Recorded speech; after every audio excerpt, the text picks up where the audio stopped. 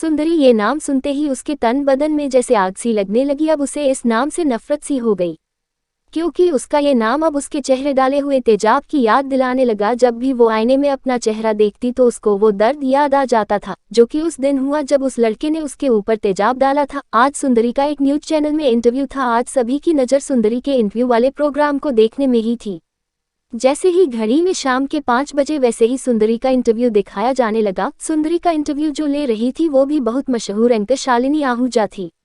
अब उनका इंटरव्यू शुरू हुआ और शालिनी जी ने कहा, हेलो दर्शकों, आपका स्वागत है हमारे न्यूज चैनल पर। और आज हम बात करेंगे सुंदरी, जो कि एक मिडिल क्लास लड़की थी लेकिन आज इसको देश का बच्चा बच्चा जानता है। तो सुंदरी जी, आज हर दिल की धड़कन है और आज आपके गीत हर किसी की जुबान पर है। वैसे तो आपके बारे में हर कोई जानता, लेकिन आज हम आपसे आपकी सफलता की कहानी जानना चाहते हैं कि जब आपके साथ उस लड़के ने इतना गलत किया, उसके बाद आप डिप्रेशन में भी चली गई थी, तो आप उससे कैसे उभरी? क्या आप हमारे दर्शकों को इस बारे में कुछ बता सकती है? सुंदरी ने कहा, मैं अपने माता पिता की अकेली संतान है। मेरे पिता एक सरकारी कर्मचारी है। जब मैं 10 साल की थी तभी मेरी मां की मृत्यु हो गई।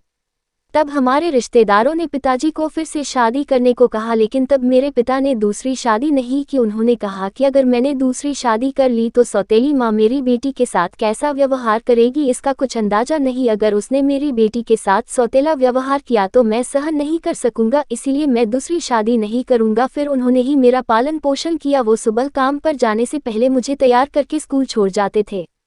खाना भी वो सुबह सुबह जल्दी ही बना लेते थे। वो सुबह 5 बजे उठते, फिर घर का सारा काम खत्म करके मुझे स्कूल के लिए तैयार करते, मुझे नहलाते, फिर मुझे कपड़े पहना कर मेरी चोटी करते, फिर टिफ़िन पैक करके मुझे स्कूल के लिए ले जाते। उसके बाद मैं अपने बुआ की लड़की के साथ स्कूल से आ जाती और पापा के काम से आने तक मैं अपने बुआ के घर ही रहती। पापा आने के बाद मुझे मेरी बुआ के घर से ले जाते और मुझे होमवर्क करवाकर खाना बनाते। खाना खाने के बाद वो मुझे कहानी सुनाते। मेरे पापा ही मेरी जिंदगी थे और मैं मेरे पापा की दुनिया थी। इस तरह मैंने अपना स्कूल पास किया और कॉलेज में जाने के लिए तैयार हो गई। मेरे पापा मुझे इस काबिल बनाना चाहते थे कि मैं किसी पर डिपेंड नहीं रहूं, हमेशा सेल्फ इंडिपेंडेंट रहूं, यही मेरे पापा की इच्छा थी। फिर मैंने कॉलेज ज्वाइन कर लिया और साथ ही मैंने एक पार्ट टाइम जॉब भी शुरू कर दी, जिससे मेरा कॉलेज का खर्च मैं ही निकालने लगी। दिन ऐसे ही बीतते रहे। मैं कॉलेज में एक लड़के से प्यार करने लगी थी और वो भी मुझसे प्यार करता था। मैंने इस बारे में पापा को भी बता दिया था। पापा को इससे कोई एतराज नहीं था क्योंकि वो उनके दोस्त का ही लड़का था। जब हमारा कॉलेज खत्म हुआ तो मैंने एक फुल टाइम जॉब शुरू कर दी और जतिन, जिससे मैं प्यार करती थी, वो पुलिस की ट्रेनिंग के लिए दूसरे शहर चला गया। पापा ने मुझे कहा कि जब वो एक पुलिस इंस्पेक्टर बन जाएगा उसके बाद वो हम दोनों की शादी करवा देंगे। मैं भी अपनी जॉब पर व्यस्त हो गई। मुझे बचपन से ही गाने का बहुत शौक था, इसलिए पिताजी ने मुझे बचपन में ही म्यूजिक क्लास में लगा दिया था। कभी कभी छोटे मोटे इवेंट्स में गाने भी चली जाती थी। इसी तरह मैं बस जतिन का इंतजार कर रही थी और हमारी शादी के सपने में ही खोई रहती थी।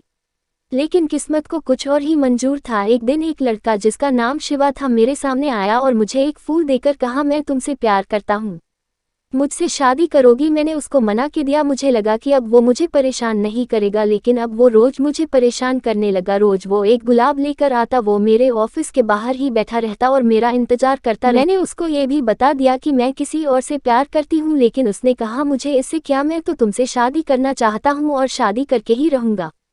फिर उसने मेरा हाथ पकड़ लिया। मुझे ये देखकर बहुत गुस्सा आया और मैंने अपना हाथ छुड़ाया और उसको जोर से एक थप्पड़ मार दिया और उससे कहा कि मैं जतिन से प्यार करती हूँ, उसी से शादी करूँगी। उसके बाद मैं वहाँ से चली आई। अगले दिन जब मैं ऑफिस से बाहर आई तो वो सामने ही खड़ा था। उसने मुझे कहा कि मुझे माफ़ कर दो, तो मैंने कहा कि कोई बात नहीं, मैंने तुम्हें माफ़ किया। उसके बाद वो जोर जोर से हंसने लगा और कहा, तूने क्या सोचा, ये शिवा तेरे थप्पड़ से डर गया है, तू मेरी नहीं होगी तो मैं तुझे किसी का भी नहीं होने दूंगा। उसके बाद उसने अपने हाथ में रखी एक शीशी का तेजाब मेरे चेहरे पर डाल दिया और वहां से भाग गया। मेरा चेहरा उससे बुरी तरह जल गया। उस समय मुझे इतनी जलन हुई, मैं बता भी नहीं सकती। भगवान इतनी तकलीफ किसी के भी न दे। उसके बाद मुझे मेरे कलीग्स ने जल्दी से हॉस्पिटल में भर्ती किया और मेरे पिताजी को भी बुला लिया। उनकी क्या हालत हुई होगी मैं अच्छी तरह से समझ सकती हूँ। वो मुझे कितना प्यार करते हैं ये मैं जानती हूँ। मेरा इलाज कई दिनों तक चला। जब मुझे होश आया और जब मैंने अपना चेहरा देखा तो मेरे दुख का अंदाजा कोई भी नहीं लगा सकता। मैं इतनी दुखी हो गई। फिर मुझे डिस्चार्ज किया गया। जब मैं घर पर आई तो मैं अपने चेहरे को शीशे में देख देख कर रोने लगी। तब मेरे पापा ने कहा, बेटा चिंता मत करो, मैं तुम्हारे साथ हूँ, तुम कभी अकेली नहीं हो, मैं तुम्हारा पापा तुम्हारा साया बनकर हमेशा तुम्हारे साथ रहूंगा। मैं बिल्कुल टूट चुकी थी। मैंने जतिन के साथ जो सपने देखे थे वो सब अब राख हो चुके थे। जब भी कोई मुझे सुंदरी कह के बुलाता तो मेरे अंदर एक ऐसी भावना आ जाती जैसे कोई मुझे गाली दे रहा हो। जब से शिवा ने मेरे चेहरे पर तेजाब डाला और कहा कि अगर मैं उससे शादी नहीं करूंगी तो वो किसी से शादी नहीं होने देगा, बस मेरे जहन में यही बातें घूमती रहती जिससे मैं डिप्रेशन में जाने लगी। हालांकि उसको सजा हो गई लेकिन उसकी वो हंसी अब भी मुझे डराती थी। उसने जो कहा था वो सच ही तो था। अब इस हालत में तो शायद जतिन भी मुझसे शादी नहीं करेगा। अभी तक तो उसको ये पता नहीं, जब उसको पता चलेगा और वो मुझे देखेगा तो उसके बाद तो वो भी मुझसे शादी करने से इनकार कर देगा। तब पिताजी ने मेरी हालत देखकर मुझे एक डॉक्टर के पास ले गए। कुछ दिनों बाद जतिन की ट्रेनिंग पूरी हो गई और उसकी पोस्टिंग हमारे शहर में ही हुई। वो जब शहर में आया तो उसके पिताजी ने मेरे बारे में उसको बताया। वो सीधा मेरे पास आया और आते ही मुझे गले लगा लिया। मुझे लगा शायद उसने मेरा चेहरा नहीं देखा इसलिए उसने मुझे गले लगा लिया। अगर वो मेरा चेहरा देखता तो शायद वो मुझसे गले मिलना तो दूर वो यहाँ रुकता ही नहीं। उसने कहा, सुंदरी कैसी हो तुम सोच भी नहीं सकती कि ये इतने दिन मैंने वहाँ पर कैसे बिताए। तुमने मुझे एक चिट्ठी भी नहीं भेजी। मैंने जतिन को कहा, क्या तुमने मेरा चेहरा नहीं देखा? जतिन ने कहा, हाँ देखा। क्यों, क्या हुआ? जिस चेहरे को मैं खुद देखना पसंद नहीं करती उसको देखकर तुम इतना नॉर्मल बात कैसे कर सकते हो? तब जतिन ने कहा, मैंने तुमसे प्यार किया है, तुम्हारे चेहरे से नहीं, और मैं तुमसे पूछता हूँ अगर मेरे साथ ऐसा होता तो। तब मैंने उसके मुंह पर हाथ रखा और कहा, भगवान ना करे तुम्हारे साथ ऐसा हो। उसने कहा, तुम्हारे पिताजी कहाँ हैं? मैंने कहा, बाहर गए हैं, आते ही होंगे। जतिन की बातें सुनकर अब मेरे अंदर आत्मविश्वास बढ़ गया था।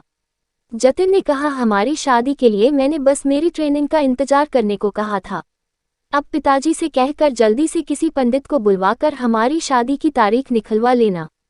तभी जतिन को किसी का फोन आता है। वो कहता है कि वो अभी निकल रहा है, शाम को आता हूँ, अभी कुछ काम है। जतिन से मिलकर और उसकी बातों को सुनकर मेरा मन हल्का हो गया। ऐसा लगा जैसे मेरे मन से कोई बोझ उतर गया था। कुछ दिनों बाद हमने शादी कर ली। पापा भी हमारे साथ ही रहते थे।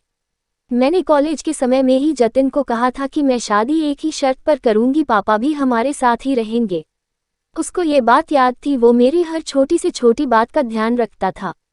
जतिन को पता था कि मुझे गाना गाना बहुत पसंद है तो उसने मेरे लिए एक गिटार लिया था और मेरे गीतों की वीडियो सोशल मीडिया पर डालते रही। धीरे धीरे मेरे गाने भी वायरल हो गए। उसके बाद तो आप सब जानते ही है। सुंदरी कहती है, शालिनी जी मैं एक बात कहना चाहती हूँ। शालिनी जी कहती है, ठीक है कहो। सुंदरी कहती है, मैं आजकल के आशिकों से एक बात कहना चाहती हूँ कि आप किसी को प्यार करते हो और वो मना कर दे तो आप वैसा किसी लड़की के साथ मत करना जैसा शिवा ने मेरे साथ किया। बहुत तकलीफ होती है, बहुत दर्द होता है, मन हर वक्त मरने को करता है। मुझे तो मेरे पापा और जतिन के प्यार ने बचा लिया, लेकिन हर किसी लड़की के जीवन में ऐसे लोग नहीं होते। फिर सुंदरी की आंखों से पानी आ जाता है। सभी लोग जो उसका इंटरव्यू देख रहे थे उनकी आंखें भी नम हो जाती है। अगर वीडियो पसंद आए तो वीडियो को लाइक और चैनल को सब्सक्राइब